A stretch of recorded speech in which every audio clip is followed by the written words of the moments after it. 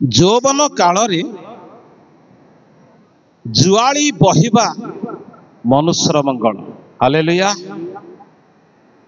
ଯୌବନ କାଳରେ ଜୁଆଳି ବହିବା ମନୁଷ୍ୟର ମଙ୍ଗଳ।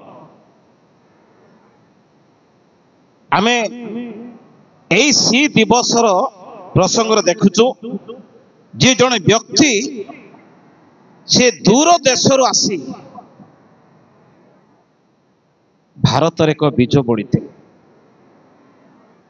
ଆମେ ଦେଖୁଛୁ ପତ୍ରିକାରେ ଦେଖୁଥିବେ ଏଇଭଳି କେତେକ ଶିକ୍ଷିତ ଯୁବକ ମାନଙ୍କୁ ନେଇ ଏ ଯୁବକ ସମିତି ଉଦ୍ଯୋଗ ସମିତି ସ୍ଥାପନ କରା।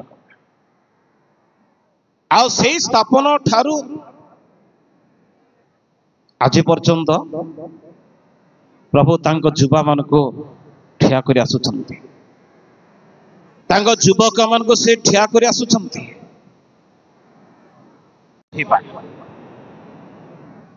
ଜଣେ ଯୁବତୀର କର୍ତ୍ତବ୍ୟ ସେ ଜୁଆଳି ବହିବା। କୋଉ ଜୁଆଳି ବହିବାକୁ ହବ? ଯେ ପ୍ରଭୁଙ୍କର ବାକ୍ୟ, ପ୍ରଭୁଙ୍କର ନମ୍ରତା ଆମ ଦେହରେ, ଜଣେ ଯୁବକଙ୍କ ଦେହରେ ଏମିତି କେତେକ ଜିନିଷ ରହିବା ଦରକାର। କାରଣ ଜଣେ ଯୌବନ କାଳରେ, ଯୌବନ ଅବସ୍ଥାରେ ସେ କୋଉ ପ୍ରକାର ଜୁଆଳି ବହିବ? କାରଣ ଆଉ ଗୋଟେ କଥା ଲେଖା ଅଛି ତାର 28 ପଦରେ, ଶୁଣନ୍ତୁ। ସେ ଏକାକୀ ବସି ନୀରବ ହୋଇ ରହୁ। ସେ ଏକାକୀ ବସି ନୀରବ ହୋଇ ରହୁ, କାରଣ ସେ ତାହାର ସ୍କନ୍ଧରେ ଜୁଆଳି ରଖିଅଛନ୍ତି। କାରଣ ସେ ଅର୍ଥ ପରମେଶ୍ୱର ତାହାର ସ୍କନ୍ଧରେ ଜୁଆଳି କଣ କରିଛନ୍ତି? ରଖିଛନ୍ତି। ଜୁଆଳି ରଖିଛନ୍ତି। ସେ ଅର୍ଥ ପରମେଶ୍ୱର, ଯେ କି ତାକୁ ସୃଷ୍ଟି କଲେ, ଯେ କି ତାକୁ ନିର୍ମାଣ କଲେ, ଯେ କି ଆପଣ ପ୍ରାଣବାୟୁ ଦେଇ ତାକୁ ମନୁଷ୍ୟରେ ଗଣିତ କଲେ। ଆଉ ସେଇ ପରମେଶ୍ୱର, ସେହି ପିତା ଏଇ ଯୌବନ କାଳର ସମୟକୁ ଗୋଟେ ଯୁବା ଲୋକଙ୍କୁ ବାଛିଲେ, ପୁଣି ସେମାନଙ୍କର ସ୍କନ୍ଧରେ ଜୁଆଳି ଲଦିଲେ। ଆଉ ପୁଣି ସେମାନଙ୍କୁ କୁହାଯାଏ କଣ? ସେ ଏକାକୀ ନୀରବ ହୋଇ ବସୁ। ତାପରେ ତଳକୁ ଲେଖା ଅଛି, ଆପଣା ମୁଖ କୋଉଠି ରଖୁ? ଧୂଳିରେ ରଖୁ। କାରଣ ତାହାର ସ୍କନ୍ଧରେ ଜୁଆଳି ରଖାଯାଇଛି। ଯେତେବେଳେ ଆର ଇତିହାସକୁ ଯଦି ବିଛିବା, ଯୋଉ ସମୟରେ ଜିହୁଦାର ଇସ୍ରାଏଲ ଲୋକମାନଙ୍କୁ ପରମେଶ୍ୱର ତାଙ୍କ ନେତା ମାନଙ୍କର ଅବାଧ୍ୟ ସକାଶୁ ବାବିଲ ରାଜାର ହସ୍ତରେ ସମସ୍ତ ଲୋକଙ୍କୁ ସମର୍ପଣ କଲେ। ଆଉ ବଳବାନ ଲୋକମାନଙ୍କୁ ବାବିଲର ରାଜା ବାନ୍ଧିକି ନେଇଗଲେ। କିଛି ସାଧାରଣ ଲୋକମାନଙ୍କୁ, ଦରିଦ୍ର ଲୋକମାନଙ୍କୁ ରଖି ଦେଶରେ ବଳବାନ ଝିଅମାନେ ଉତ୍ପାତ ହଉଥିଲେ, ଗର୍ବିତ ହଉଥିଲେ, ଏହିପରି ଲୋକମାନଙ୍କୁ ବାନ୍ଧି ନେଇଗଲେ। ଜିରିମିୟଙ୍କ ସମୟରେ ଜିରିମିୟ ଯେତେ ଥର ଇସ୍ରାଏଲ ଲୋକମାନଙ୍କୁ ପ୍ରାତଃ କାଳରେ ପ୍ରଚାର କରୁଥିଲେ ଯେ ତୁମେ ପରମେଶ୍ୱରଙ୍କ ବିରୁଦ୍ଧରେ ପାପ କରିଛ, ପରମେଶ୍ୱରଙ୍କ ବାକ୍ୟ ଶୁଣ, ନେତା ମାନେ ଶେଷରେ ଜିରିମିୟଙ୍କ କୁଅରେ ବି ପକେଇ, ଜିରିମିୟଙ୍କୁ କୁଅରେ ପକେଇ ଦେଲେ, ତାକୁ ଜିଭାରେ ପ୍ରହାର କଲେ, ତାକୁ ଅପମାନ କଲେ। ଏଇ କାରଣରୁ ପରମେଶ୍ୱର କ୍ରୋଧ କରି ଇସ୍ରାଏଲର ଜିହୁଦାର ଲୋକମାନଙ୍କୁ ଶତ୍ରୁ ହସ୍ତରେ ବିକିଲେ। ଆଜିର ସମ୍ମିଳନୀର ମଧ୍ୟ ଯେଉଁମାନେ ଲିଡରସିପ ଅଛନ୍ତି, ସବୁ ସମାଜ ମଣ୍ଡଳୀର ନେତା ମାନେ ଜାଣିବା ଦରକାର, ଯୁବକ ଯୁବତୀ ମାନେ ବି ଆଜିର ଶିକ୍ଷା ଭିତରେ ଜାଣିବା ଦରକାର, ଆସୁଥିବା ଭୟଙ୍କର ପରିସ୍ଥିତିରେ କିପରି ନେତା ମାନେ ଠିଆ ହେବାର ଅଛି, ତାଙ୍କ ସେବକ ମାନେ ଠିଆ ହେବାର ଅଛି। ପ୍ରତିକୂଳ ସମ୍ମୁଖରେ, ପ୍ରାର୍ଥନାରେ, ଆଧ୍ୟାତ୍ମିକ ଅସ୍ତ୍ରରେ ଯୁବକ ମାନେ ମଧ୍ୟ ପ୍ରାର୍ଥନାର ସହିତ ତାଙ୍କ ସେବକ ମାନଙ୍କ ସହିତ ଠିଆ ହେବାର ଅଛି। ଆଉ ଏଇ ସବୁ ଘଟଣା କାହିଁକି ଘଟିଲା? ଯେ ଜିରିମିୟଙ୍କ ସମୟରେ ଇସ୍ରାଏଲ ଲୋକମାନେ ପରମେଶ୍ୱରଙ୍କ ବିରୁଦ୍ଧରେ ପାପ କଲେ। ଆଉ ସେଇ ସମୟରେ ସମସ୍ତେ ଇସ୍ରାଏଲ ଲୋକମାନେ ବାବିଲୋନ ରାଜାର ହସ୍ତରେ ବିକ୍ରିତ ହେଲେ, ପରମେଶ୍ୱର ସେମାନଙ୍କୁ ଛାଡ଼ିଲେ। ଅନେକ ବର୍ଷ ଧରି ବାବିଲ ଦେଶରେ ଇସ୍ରାଏଲ ଲୋକମାନେ ବାସ କଲେ। କାରଣ ଇସ୍ରାଏଲ ଲୋକମାନଙ୍କର ଗୋଟେ ପ୍ରକୃତି ଥିଲା କଣ, ଯୋଉ ଜାଗାରେ ଥିଲେ ମଧ୍ୟ ଅଶାନ୍ତି ଗଣ୍ଡଗୋଳ ସୃଷ୍ଟି କରିବାର ଇସ୍ରାଏଲ ଲୋକଙ୍କ ପାଖରେ ଥିଲା। କାରଣ ପରମେଶ୍ୱର ଦିନେ ଜିହିଜଗଲଙ୍କ ସମୟରେ କହିଲେ ଯେ ତୁମେ ସମସ୍ତ ଜାତି ଲୋକଙ୍କ ଠାରୁ ତୁମେ ଏକ ନମ୍ବର ଗଣ୍ଡଗୋଳ ଲୋକ ବୋଲି କହିଲେ। କାରଣ ଏଇ କାରଣରୁ ସେମାନେ ଯେତେବେଳେ ବାବିଲରେ ବାସ କରିବେ ସେତେବେଳେ ବି ପରମେଶ୍ୱର ସେମାନଙ୍କୁ ଗୋଟେ କଥା କହିଥିଲେ କଣ, ଜିରିମିୟ 29:5 ପଦରେ ତୁମ୍ଭେ ମାନେ ସେଠାରେ ଅନେକ ବର୍ଷ ରହିବ, ତେଣୁ ଗୃହ ନିର୍ମାଣ କର, ପୁତ୍ର କନ୍ୟା ଜାତ କର, ଦ୍ରାକ୍ଷା କ୍ଷେତ୍ର ତୁମେ ପ୍ରସ୍ତୁତ କର, ପୁଣି ତୁମେ ସେଇ ଦେଶରେ ଶାନ୍ତିରେ ବାସ କରିବାକୁ ଚେଷ୍ଟା କର। କାରଣ ଇସ୍ରାଏଲ ଲୋକମାନେ କୋଉ ଜାଗାରେ ପ୍ରକୃତିକୁ ନିଜର ଅଧିକାରରେ ବ୍ୟବହାର କରିବାକୁ ଯାଏ ପ୍ରଭୁଙ୍କ ବିରୁଦ୍ଧରେ ପାପ କରୁଥିଲେ। ଯେ ଲେଖା ଅଛି ତ ସେଇଠି ଶାନ୍ତିରେ ବାସ କର। କାରଣ ତୁମେ ଅନ୍ୟ ଦେଶରେ ବାସ କରୁଛ, ତୁମେ ଅନ୍ୟ ଦେଶରେ ବାସ କରୁଥିବାରୁ ତମେ ସେଇ ନଗରର ସେଇ ଦେଶରେ ତମେ ଶାନ୍ତି ପ୍ରାର୍ଥନା କର। ଏ ମୋର ପ୍ରଭୁଙ୍କ ଲୋକମାନେ, ଆଉ ସେଇ ସମୟରେ ପରମେଶ୍ୱରଙ୍କର କ୍ରୋଧ ଇସ୍ରାଏଲ ଲୋକମାନେ ଦେଖିଥିଲେ, ପରମେଶ୍ୱରଙ୍କ ଶାସନ ଦେଖିଥିଲେ। ଏପରି ଶାସନ ଘଟିଲା ଯେ, ଏପରି ଦୁଃଖ ଘଟିଲା ଯେ ଇସ୍ରାଏଲ ଦେଶର ଲୋକମାନଙ୍କ ମଧ୍ୟରେ ଖାଦ୍ୟର ଅଭାବ, ନିଜର ଯୁବକ ମାନେ ରାସ୍ତାରେ କଚଡା ଗଲେ, ଆଉ ସେଇଥିର ଯୁବତୀ ମାନେ ବି ସେଇ ସମୟର ଲୋକମାନେ ପିଲା ଛୁଆ ମାନେ ତୃଷାରେ ଦାଣ୍ଡରେ ସଡ଼କରେ ପଡ଼ିଲେ। ଝିରିମିୟ ସେତେବେଳେ ଏକ ସ୍ୱତନ୍ତ୍ର ପୁସ୍ତକ ବାହାର କଲେ, ବିଳାପ ପୁସ୍ତକ। କାରଣ ଝିରିମିୟ ପୁସ୍ତକ ପରେ ଏକ ସ୍ୱତନ୍ତ୍ର ଯୋଉ ବିଳାପ ପୁସ୍ତକ ଆସିଲା, ତାହା କେବଳ ଇସ୍ରାଏଲ ଲୋକମାନଙ୍କର ଦୁଃଖ ଅବସ୍ଥାରେ ଉଦ୍ଧାର କରନ୍ତୁ ପ୍ରଭୁ ବୋଲି ପ୍ରଭୁଙ୍କ ନିକଟରେ ଦିନ ରାତ୍ରି ଝିରିମିୟ କାନ୍ଦି କାନ୍ଦି ପଡିଥିଲେ।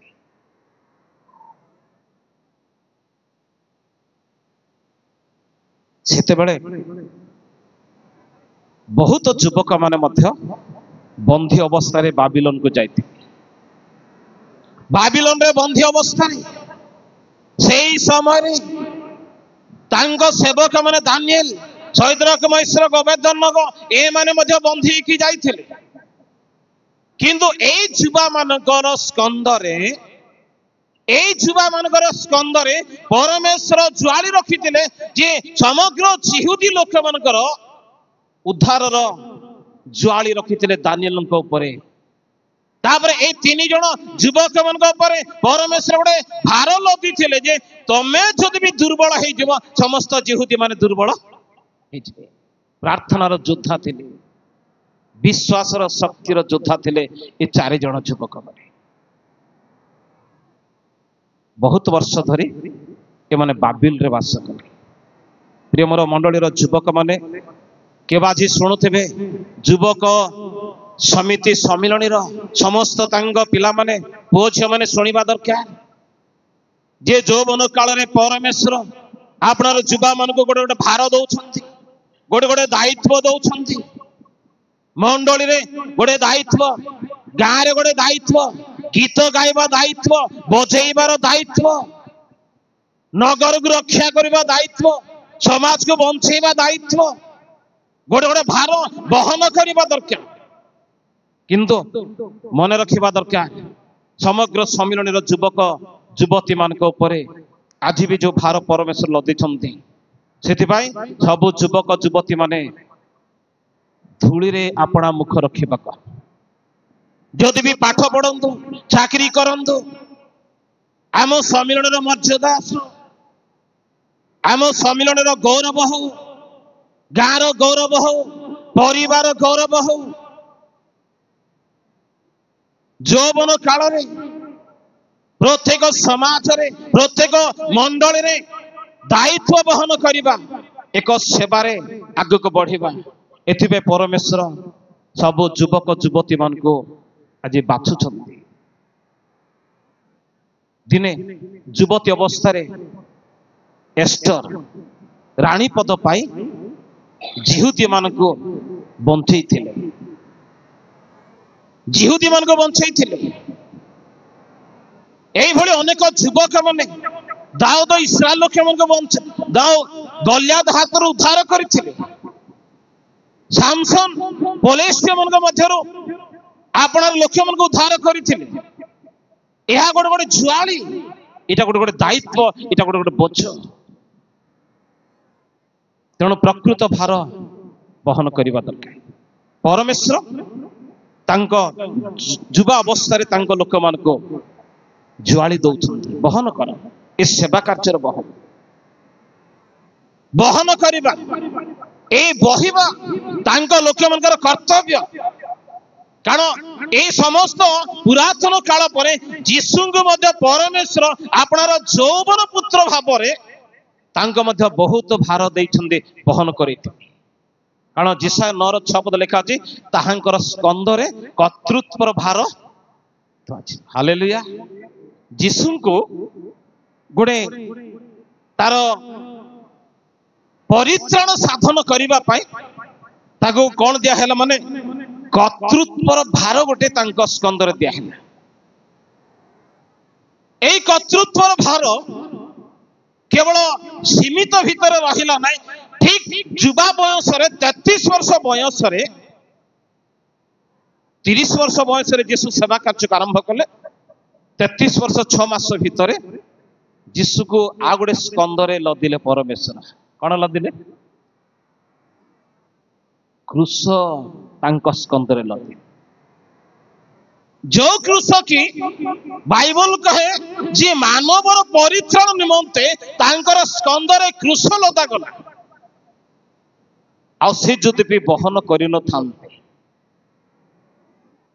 कारण जुवा काल रे यौवन अवस्था रे पितांकर जुआली बहिबा मनुष्यर मंगल जीशुख्रीष्ट जगत को आसी जगतर परित्राण निमंते गोटे जुआली बहिले गोटे दायित्व नेले कि दायित्व मंडली को समितिर सभा समितिर दायित्व ना परित्राण साधन करिवार गोटे दायित्व बहन परित्राण करबा पे आज दायित्व जहाँ मैं देखा सम्मिलनी रे जो कौन समाज मंडली युवक युवती मान को दायित्व मिलले आमे बेदी रे बसुचु भल भल वस्त्र पिंधुचु सभा समिति हेले मान मर्यादा पाउछु गोटे गोटे पद बहन करिछु भल विषय पद बहन कले मु आजिकाली देखा पारुछि जे आम सम्मिलनी रे केतेक पद बहनकारी मानकर देह जागतिक भोग विलास अछि कि लाभ प्रभुଙ୍କ वाक्यर शक्ति रहिबार अछि कारण परमेश्वर सेवक माने तांको युवक माने युवती माने ए प्रकार गोटे भार बहन करबा दरकार गोटे दायित्व बहन करबा अछि केतेक लोक कहନ୍ତି कोन मते भार देई देला जे मु संभाळी पारबी ना नाही वर्ष ए सब ड्रामा गुडा को सब पछकु चलाक चलाक वर्ष शेष बळको बहुत ज्ञान रे परिचालना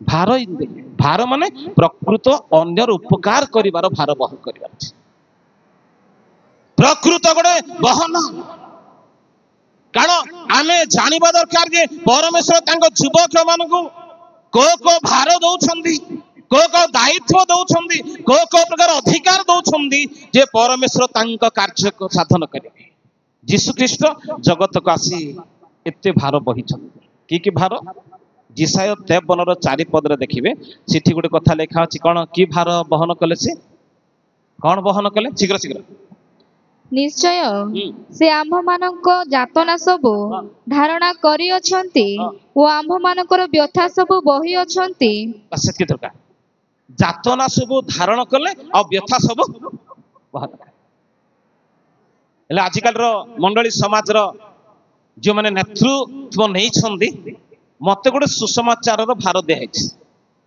इटा सम्मान रो भार नै एइरा गोटे दुख रो भार अभाव रो भार ताड़ना रो भार अग्राह्य रो भार तेणु मते पारी हेबा कहब यो जो मु गीत गाइली ए गीत हूँ जड़े प्रकृत आह्वानकारी सेवकों उद्देश्य गीत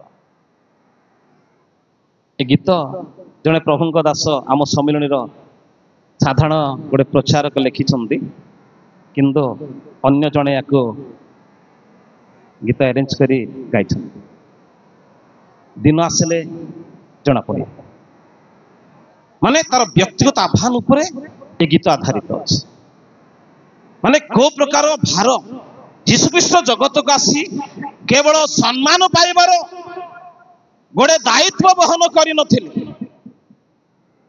आपण मैंने सभा समिति देखिए जार देहरे बैट्स अच्छी से कौन गोटे समितिर मुख्य बोली सभार लीडर माने बोली जना पड़ू झी मैंने आज लीडरशिप अच्छा से मैंने सभा चली देहरे बैट्स अच्छी माने से बेदी को चढ़ार गोटे अधिकार अच्छी बैट्स तार पाखे ना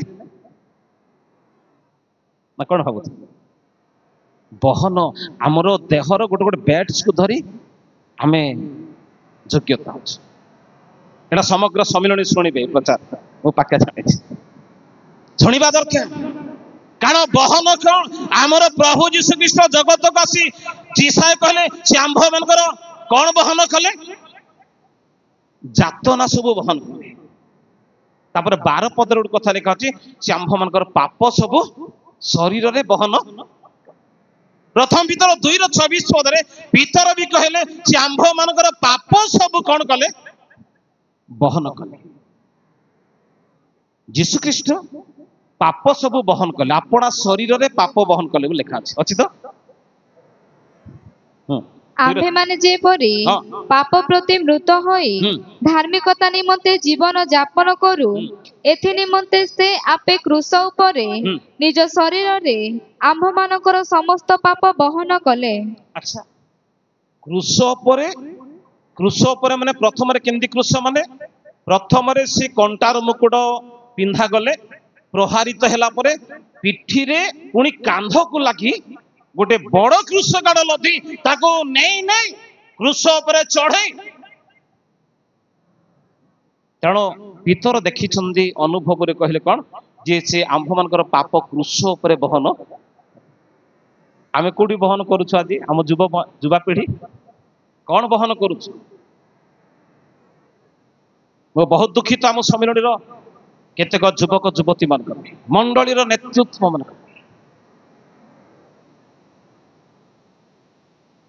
आज युवा पीढ़ी माने सतर्क हेबा दरकार आम उद्योग समिति सम्मिलनी आम सम्मिलनी समस्त युवक युवती माने ए युवक युवती मान झील मैंने नेतृत्व नौ ए माने भी सावधान सतर्क हेबा दरकार कारण परिचालना करवाटा बड़ कथा नहीं आम अन्य मानकर निमंते प्रभु वाक्य को बहन करवा आमर अधिकार कारण बेले बेले ए प्रकार घटे जे तांको लोक माने को प्रकार रे जड़े परमेश्वर सेवक भाव प्रमाणित हेबे कारण आपण मानकर मोर परित्राण करता प्रभु जीशु से आंभ मानकर पाप अधर्म रोग व्याधि जातना बहन करी से आपण मानक मते परित्राण प्रदान करिसंदे हालेलुया एई कारण युवा पीढ़ी माने तांग सहित बढ़िबा को हबो बहन कथा पर मो गोटे दिटा कथा कहबी तापरे आ गोटे दिटा कथा कहबी कोन जे परमेश्वर सेवा कार्यर बहन कोन दिने जीशुख्रीष्ट लूक 14:27 पदरे कहले कौन बोली कहछन सुनंतु जौवन काल रे जे केही अपना क्रूस बहन करी मोहर अनुगमन न करे जे केही मोहर क्रूस घेनी मोहर अनुगमन न करे से मोहर शिष्य होई पारे नाही शिष्य हे पारे नाही जने प्रकृत तांको शिष्य हेबा कहले जीशु कौन बोली कहले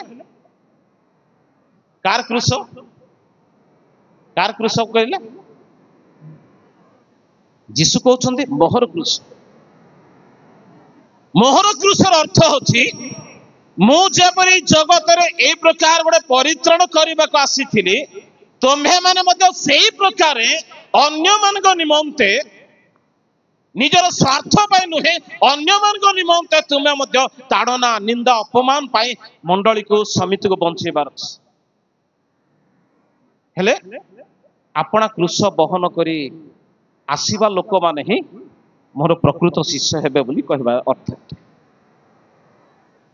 कारण बहन करिबार आ गुडी प्रणाली अछि कोन जे तांगो युवक माने बहन करिवे कोन बहन करिवे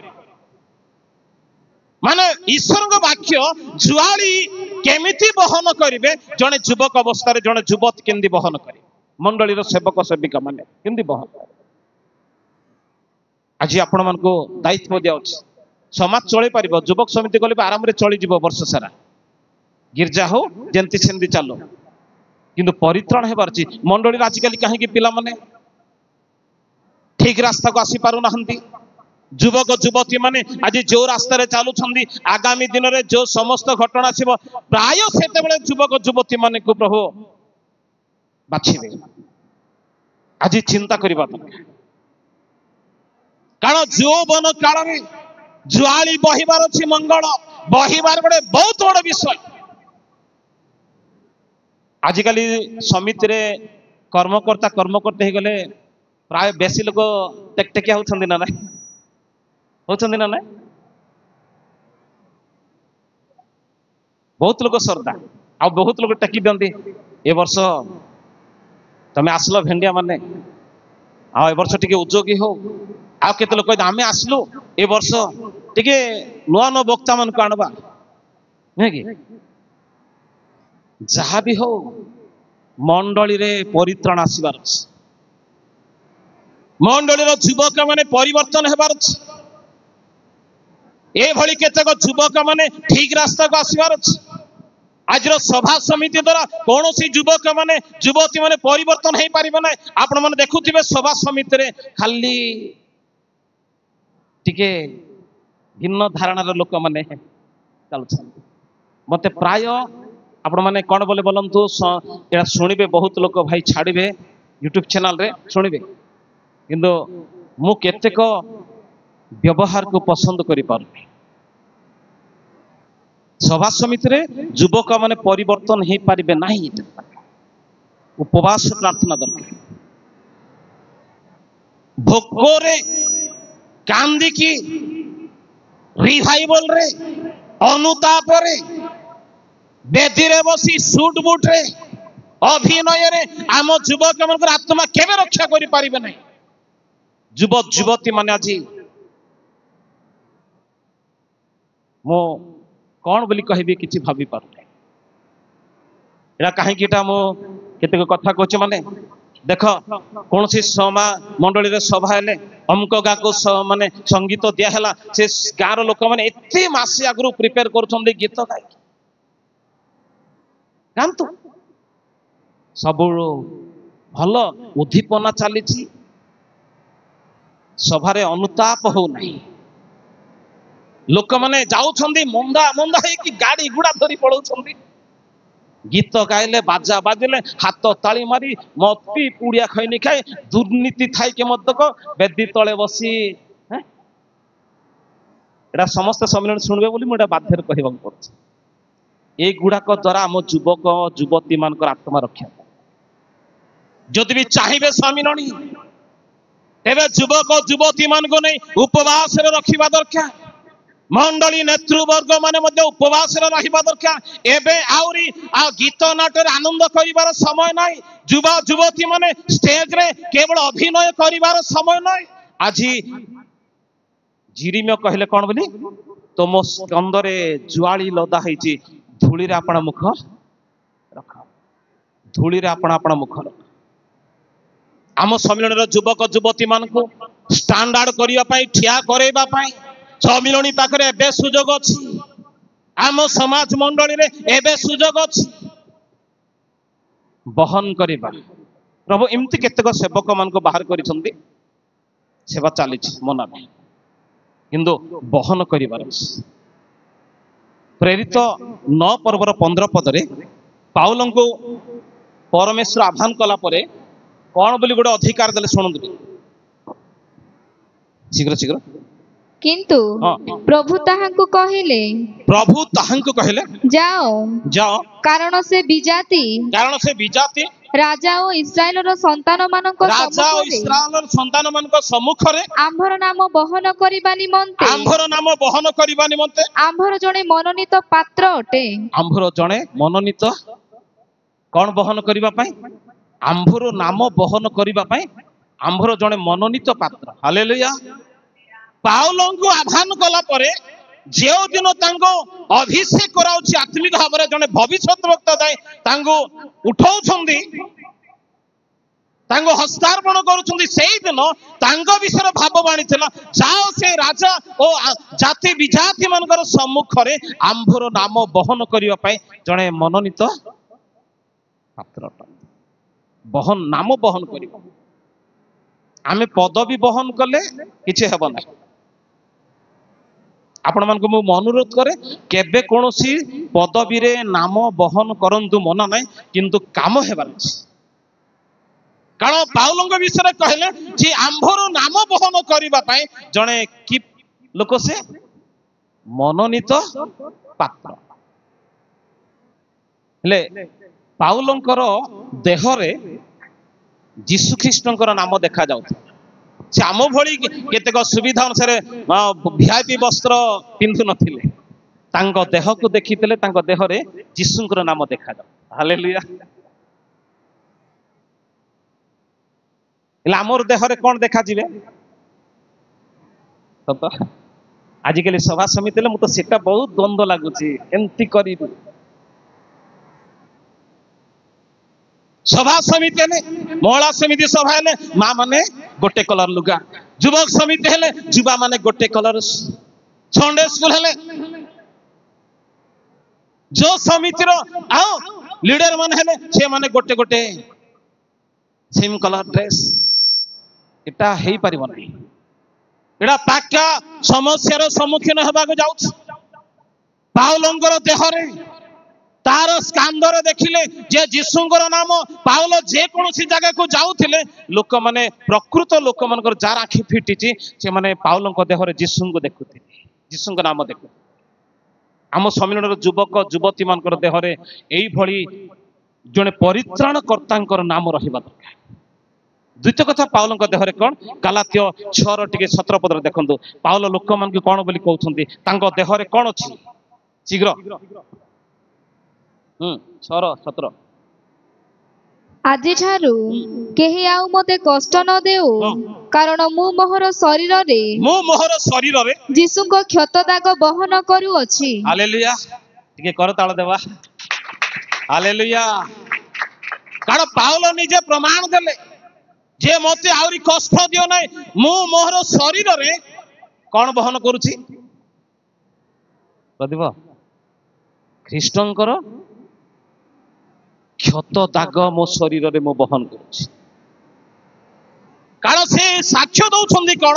ଯୀଶୁ ଖ୍ରୀଷ୍ଟଙ୍କୁ ଯୋଉ ଆଉ କରୋଡ଼ାରେ ପ୍ରହାର କରାଗଲା, ମସ୍ତକରେ କଣ୍ଟାର ମୁକୁଟ ଦିଆଗଲା, ତାଙ୍କ ଦେହରେ ରକ୍ତ ଝରୁଥିଲା, ତାଙ୍କ ଦେହର ସମସ୍ତ କ୍ଷତ ହେଇଥିବା ଏମିତିକା ଶରୀରକୁ ମୁଁ ଦେହରେ ବହନ କରି ବୁଲୁଛି। ଆମର ଦେହରେ, ଆମ ଯୁବା ଯୁବତୀ ମାନଙ୍କ ଦେହରେ ଯୌବନ କାଳରେ ଜୁଆଳି ବହିବାର ଅଛି। ଯୌବନ କାଳରେ ଭଲ ବସ୍ତ୍ର ନ ପିନ୍ଧି ଜୁଆଳି ବହିବାର ଅଛି।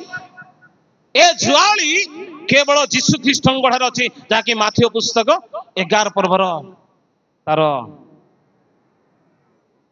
28-29 ପଦ।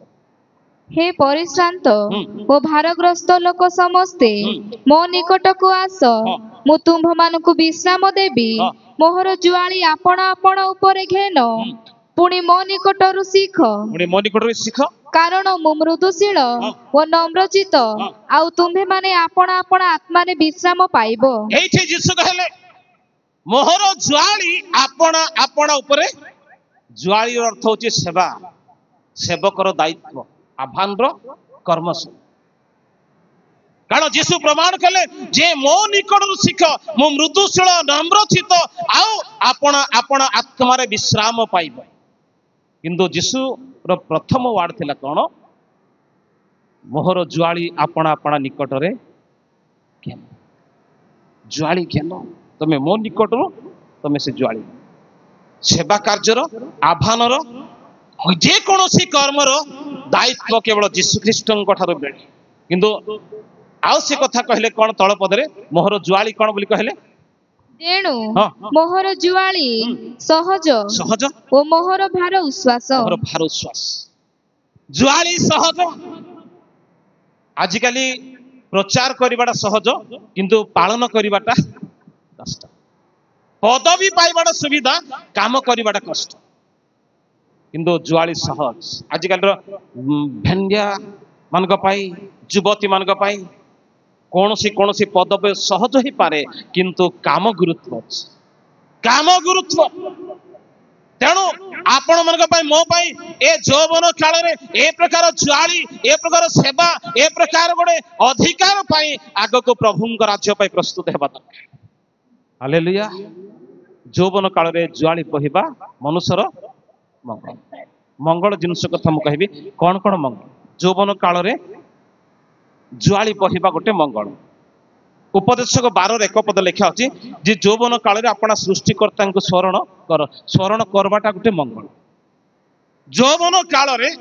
जड़े युवा युवती से सृष्टिकर्ता को स्मरण करिवो तेबे दुस्समय रे से रक्षा पाइबो दुस्समय से बंचिबो एटा गोटे रियल विषय कारण दुस्समय रे से जे परी बंचिब रक्षा पाइब एथिपाई ए जौवन काल रे सृष्टिकर्ता को स्मरण करबा मंगल तापरे तृतीय कथा प्रथम तिमोथी 4 पर्वर 12 पद जे लिखा अछि तुमर जौवन अवस्था सकाशे केही तुमको तुच्छ न करंतु किंतु जौवन अवस्था रे तुमको लोक माने पसंद करिवार अछि आर विपरीत लोक मैंने तुमको प्रेम करिवार अछि जौवन अवस्था रे तुमको लोक मैंने ग्रहण करबा जौवन काल रे प्रभुंकर वाक्य को पालन करबाटा होछि मंगल विषय एटा 3 नंबर कथा 4 नंबर कथा द्वितीय तिमोथी 2:22 पदरे जे तुमरो जौवन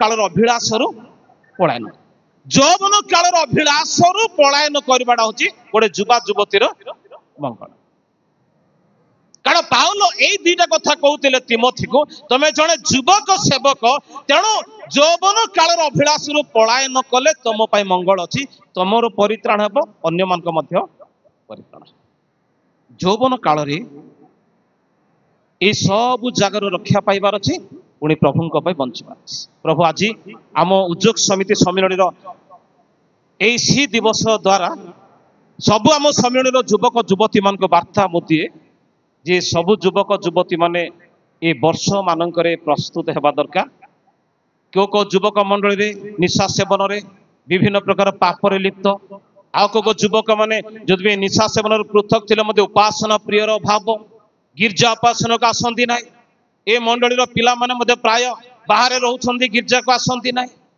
आम सम्मेलन रे प्राय युवक युवती माने अधिकांश 100 रु 90 भाग बाहर रहंती केवल 10 भाग